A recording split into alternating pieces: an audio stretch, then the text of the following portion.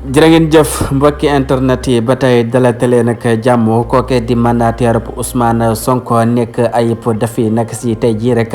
demoon na rek foofee sa DG pour rek récupérer ji fiche de parrainage moom nag ba muy dem foofee àndul woon ak kenn te yëgula ko kenn tamit moom kooke di Ayib Daffy mën na dem na fa rek am fa diir ay simili yu xaw a takku daati génnaar rek daati dem yoonam ba tey rek commune si dara te waxaatu si dara ba tey rek fa la demee poste rek si Facebook am di wax na rek dina wax ak ñi nga xamante ne seen rek ñoo ànd ak ñooñee di Ousmane Sonko moom kookee di Ayib Daffy nekk mandataire Ousmane Sonko patriote yi nag ñi bokk si patriote yi pacifiens yi ñëpp rek jamono ji mën nañ ne suñ toogoon si nen di toj ndax jamono ji ñoom ñëpp rek seen nopp ñu ngi ko dégtal rek kookee di Ayib Daffy lan la leen nar a wax ak lan la jëlee rek foofee sa DG ndax naam dafay delluwaat foofee sa DG wala ndax jël na fiche de parrainage Ousmane Sonko wala jëlu ko ba tey rek loolee ëlëm na bopp askan wi ñu si bëree bëri mën na na rek Ayib Daffy moo si mën a indi rek ay leeral ba tax na rek ñëpp ngi toog di xaar nag lan moo say tukki ko ndax naam Ousmane Sonko